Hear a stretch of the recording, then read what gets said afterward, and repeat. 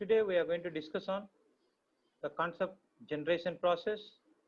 in concept development stage.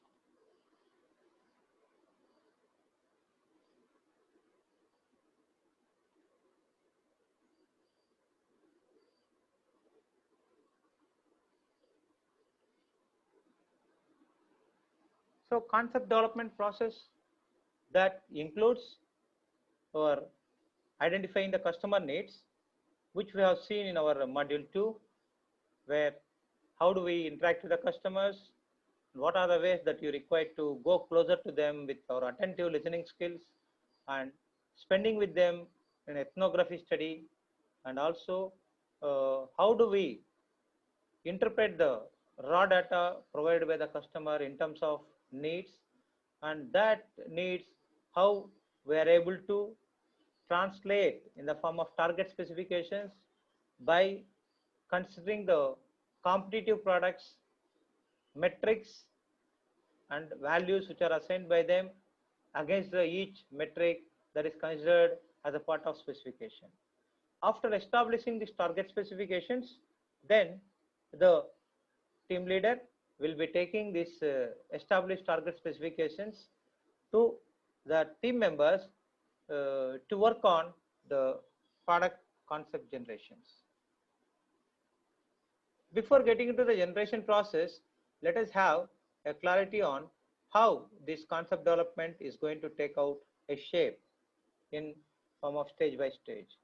First of all, in a concept development, we require to inform the members and engage them, and then we require to accept their ideas or solutions, and also we should be in a position to make them to stretch more to do a specific oriented solution finding approach. And thereafter we'll be having the selection process, which in turn will be submitted to the authorities to get their node to proceed further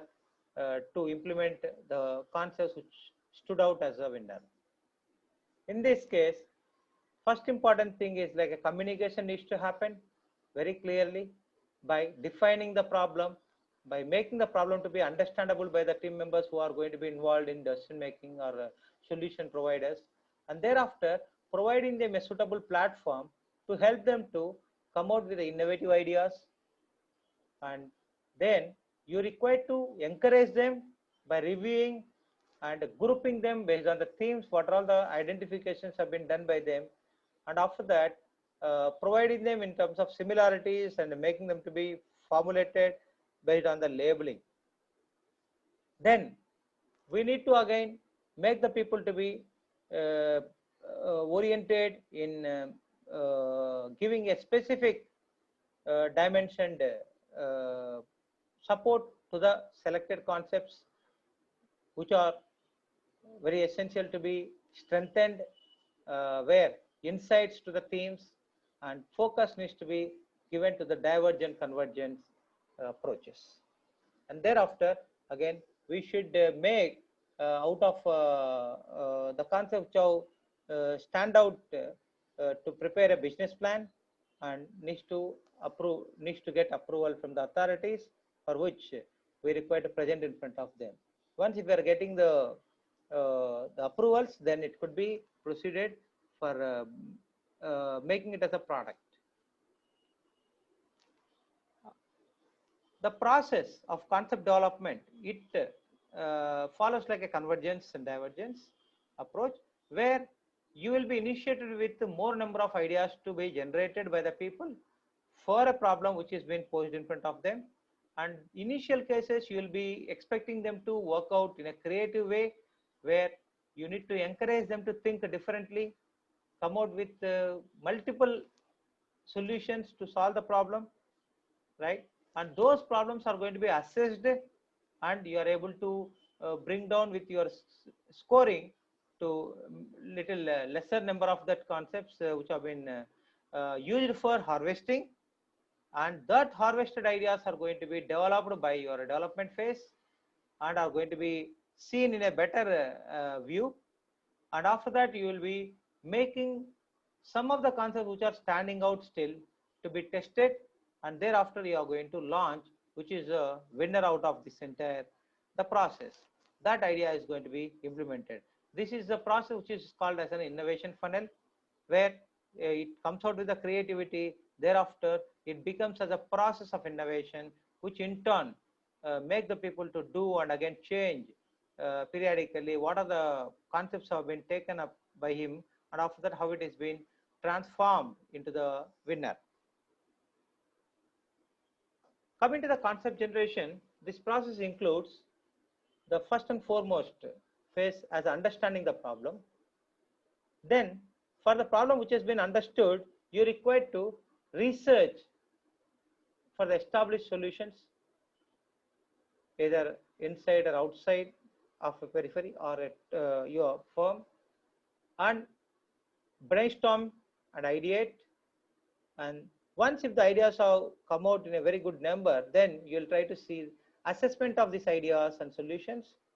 And this assessment should make us to identify the winner out of them and proceed to work on this particular winner. The process that involves in concept generation is first and foremost thing, as it's mentioned, like a defining the problem, understanding the problem, making the problem decomposition, and focusing on a critical sub problems which needs to be addressed with innovative solution approaches. In that, initially you can go for searching the solutions on already established procedures and solutions for similar type of problems, where you could use lead users, experts, or patents which are already been filed by the people and the competitors and the literature. And also if some products are available which are suited to the similar type of the solutions problem solutions, then we could compare them across the product, what across the problem what we are looking for solving. Then go after identifying a good amount of literature support, then you will again bring out that one into the firm internally, and able to make your research and development team to sit across and again try to generate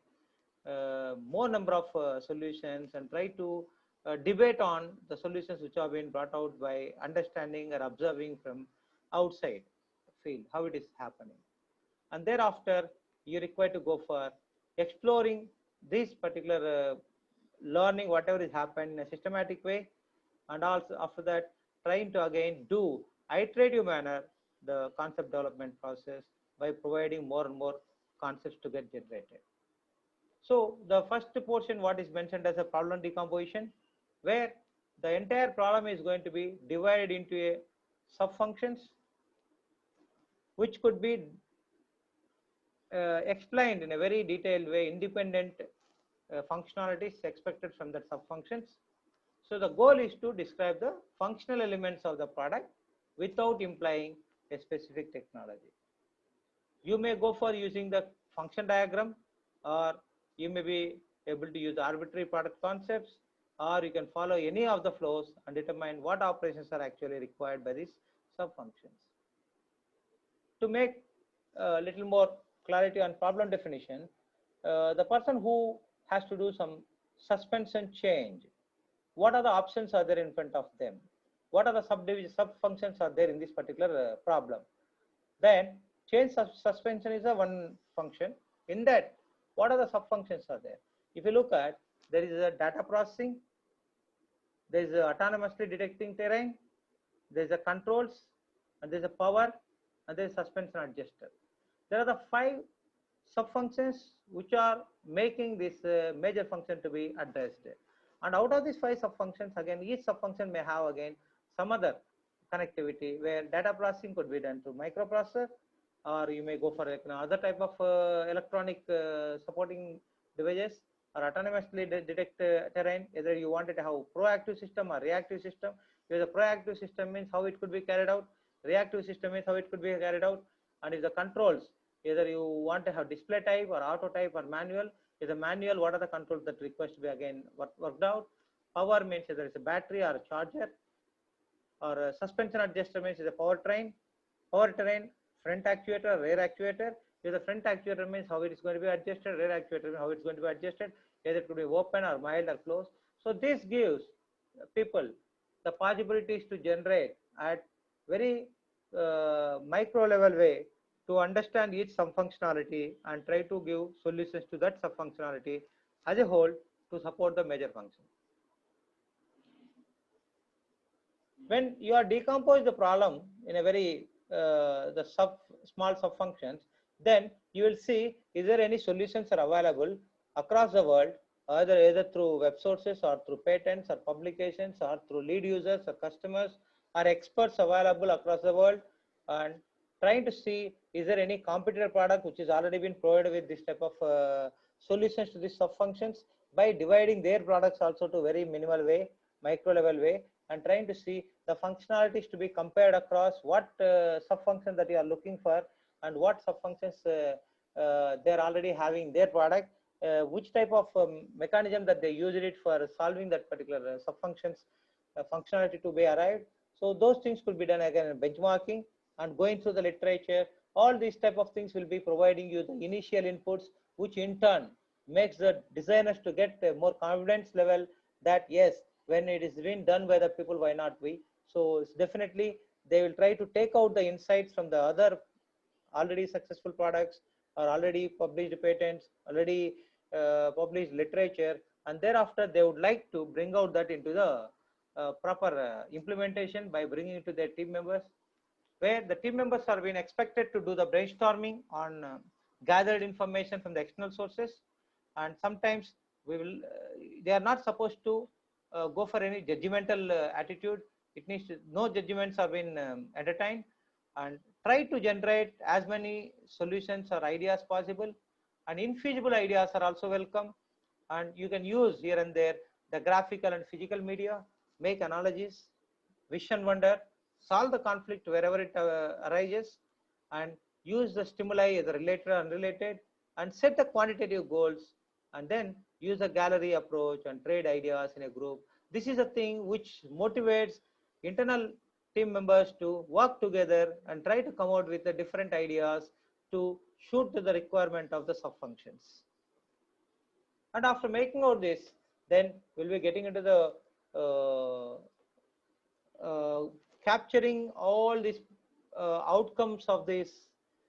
internal team members activities and external team members information, we're able to put it into a systematic way so that that could be utilized by the people as a knowledge repository and could be emerged out as a source for the people to work out on still more uh, uh, still more probing solutions on a specific domains. So there you'll be working out on a concept classification tree and also concept combination table. The concept configuration classification tree has been demonstrated here with an example of table lamp. When you would like to make a table lamp with your the internal search and external search, we could find would have got inputs about like a base is the one part to be there in the table lamp, and body is another part to be used in the table lamp, and light is also another part to be used in the table lamp. These particular bifurcation of your final major function into the smaller functions, and thereafter each smaller the product or component what you have taken out, how it could be addressed, what are the variants are there under each category. Base means it could be with material variation or shape variation or assembly features variation. Body also could be with material variation, structure variations, and assembly features. And the light what you are going to be used, either it could be a smaller size or type or power use. In that direction, you'll be coming out with plastic means again like what type of the plastic is going to be utilized. Stainless steel, what is the grade of steel that you require to use, or chromium plate, either you want to have circular phase or elliptical phase, or you want to have like a USB port could be attached to that, or speaker could be attached, or pen holder could be attached, where the base could be utilized in a multi-functional way. So you can find out the different solution concepts to emerge out. Whether USB port where it could be used for again charging your mobile phones or any other thing. Speakers which could be used in turn as listening the songs by attaching that, or pen holder for supporting your pen stand as a pen stand. And similar to coming to the body also again you will have flexibility and rigidity and movability. It could be like a flexible, or it could be moved, or it could be like rigid. Based on that also you can just have a difference. Either you want to have stand or you want to have a lampshade, or you want to have a socket. Okay, and similarly, when you go for light, whether a small device or medium device size, or LED you want to use, or energy bulb you want to use, or tube you want to use, or power, what you are going to use, how much wattage you are going to do, 21 or 25, 19. So this gives you the possibilities of every sub-function end. That makes you to come out with a better way of understanding the solutions for the product. So let us take out the power error as an example of case study where we'll try to work out on the concept for problem decomposition. Then we'll go for a concept classification tree and combination table, how it could be implemented on generating the solutions. Here, if we take out the problem as handheld nailer, this problem we require to find out the solutions. How do you develop this product which could be used by the people? Their input is known as some energy is required because it needs to work faster than the hand, and there's a material because of a handheld nailer, it needs to drive the nails into the wood or into the wall or some any other substances, and there should be some alarming device which will say that indication of whether availability of the nails or availability or driving the nail status. So where output also again needs to be communicated to the system as a driving energy and material to be driven and the signal what needs to happen. When you look at this, the inputs are taken as energy, nails and trip of tool,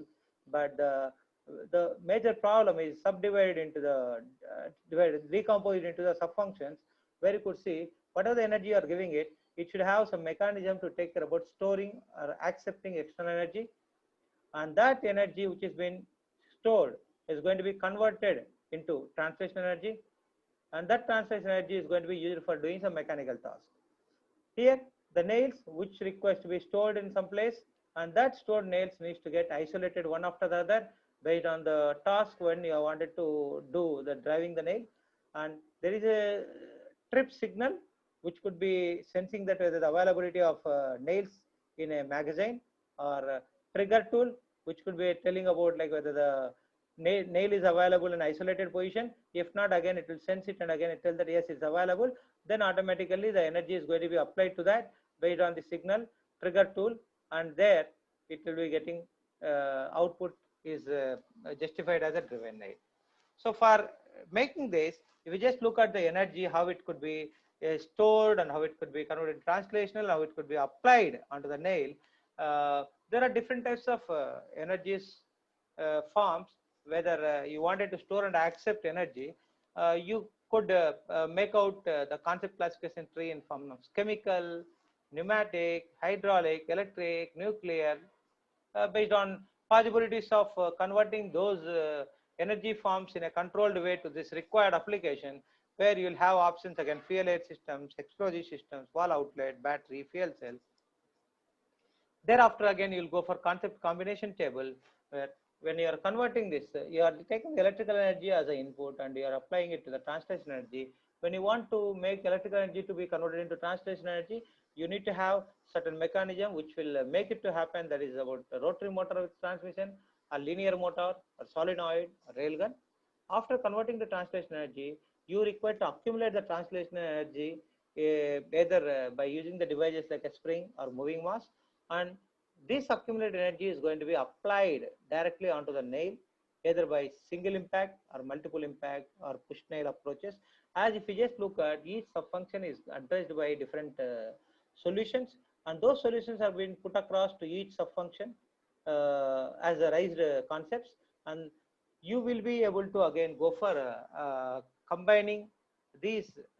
subfunctional concepts together to see how I'll be able to get the composite effect of these three.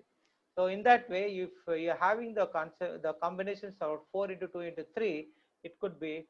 cross-verified across every combination and trying to find out winner out of that, and able to make the team to work out in a more detailed way about the winning combination, what is emerged out based on the concepts raised by your team members. With this, I will close our concept generation session,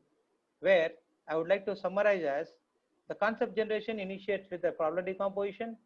and thereafter it will be entering into searching externally any solutions are available across the globe,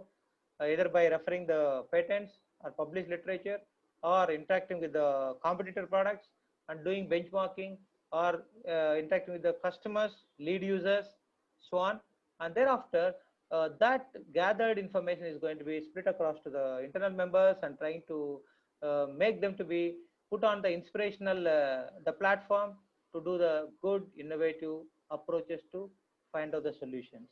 And after identifying the concepts or solutions to that particular problems which have been positioned as a sub functions, the concept classification tree and concept combination tables are going to be utilized as to explore systematically whatever the concepts have been emerged out by the people, how we are able to combine them and how we are able to see them, which are feasible, which are infeasible. And that makes a sense of like identifying the concepts which could be taken out as a winners among the concepts generated.